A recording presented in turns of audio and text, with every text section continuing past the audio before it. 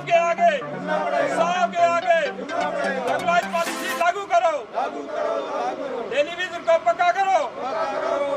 मेहनत हमारी, लूट तुम्हारी नहीं चलेगी, नहीं चलेगी। मेहनत हमारी, लूट तुम्हारी नहीं चलेगी। रेगुलाइज पॉलिसी लागू करो, लागू करो, लागू करो। इंसाफ के आगे, इंसाफ के आगे रेगुलाइज पॉलिसी लागू करो, लागू करो, लागू करो। मेरा नाम प्रदीप कुमार शर्मा, मैं vice president lactation diploma holder का बोल रहा हूँ डिस्ट्रिक्ट पुंछ से। तो मेरा कहने का मतलब यह है कि मैं गवर्नर साहब को पुरजोर रिक्वेस्ट कर रहा हूँ कि जो ये टेलीविजनों की स्ट्राइक है इस पर ज़्यादा से जल्दी गौर किया जाए।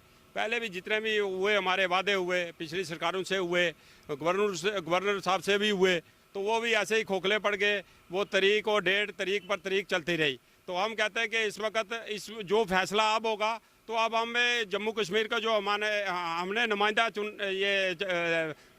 नुमाइंदा रखा है, हमने इधर जम्मू कश्मीर की नुमाइंदगी कर रहा है, हमने उसे प्रेशराइज किया है कि भाई हमारा अगर फैसला नहीं होगा तो कोई कंप्रोमाइज़ नहीं होगा हमारे से। कोई कंप्रोमाइज़, कोई जम्मू कश्मीर का कोई भी कंप्रोमाइज़ हमारा जो है स्ट्राइक का क्लोज करने का कोई भी नहीं होगा। तो मैं ये गवर्नर साहब को पुरजोर अपील करता हूँ कि हमारे डिमांडें हैं, 3-4 डिमांडें हैं। एक तो सबसे पहले जो है रेगुलाइज पॉलिसी, दूसरे नंबर पर जो बेचारे ऐसे किसी हादसे में डेथ हो गई है जिनको उनको पूरा जो राइट है मिलना चाहिए।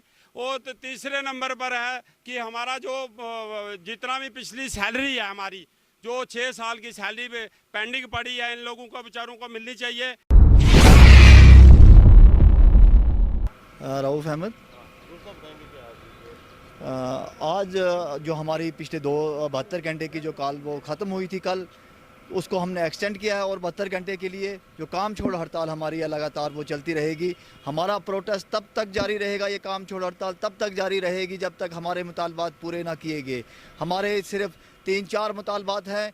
मेरा लेफ्टिनेंट गवर्नर जनाब मनोज सिन्हा साहब से ये गुजारिश है कि इन लोगों के ऊपर जो ज़ख्म इनको दिए गए हैं पिछले 25 साल से 20 साल से, इनको जो ज़ख्म लगे हैं उन ज़ख्मों को मरहम लगाने की कोशिश की जाए, क्योंकि ये लोग छन्नी इनका जिस्म हो चुका है। क्योंकि इनकी अब जो है वो काम करने की कैपेसिटी भी अब इनके अंदर नहीं बची है, क्योंकि ये फाका कशी के शिकार हो चुके हैं। लॉकडाउन के अंदर इनके बच्चे भूखे हैं, इनको दवाइयों के पैसे इनके पास नहीं, बच्चों की एडमिशन की फ़ी तक इनके पास नहीं है। इन्होंने अपने बच्चों का गला घोंटा है। मेरी मनोज सिन्हा साहब से ये गुजारिश है कि इनकी जो 4 डिमांडें हमारी जो हैं वो हमारी है रेगुलाइजेशन पॉलिसी सबसे पहले, क्योंकि 10 साल का पीरियड उन्होंने रखा था। 10 साल छोड़ के इस टाइम 15-20 साल और 25 साल इस डिपार्टमेंट के अंदर लोगों को काम करते हुए आए हैं, जबकि टेलीविज़न का एक्ट ये है कि 7 साल के बाद इनको परमानेंट किया जाए। मेरी मनोज सिन्हा साहब से यह गुजारिश है कि इन लोगों को पहले रेगुलाइजेशन पॉलिसी दी जाए, उसके बाद इनकी जो पेंडिंग वेजेस है वो दी जाए। यूटी के तहत जो तनख्वाह जो बनी थी, जो हर यूटी स्टेट के अंदर जो यूटी बनी है, उस यूटी के तहत जो है वो 18,500 रुपये जो तनख्वाह है वो दी जाए। वो पेंडिंग पैसा जो है वो जो वादा किया था जनाब सत्यपाल मलिक साहब ने, लेकिन वो वादा खिलाफी भी हुई हमारे साथ।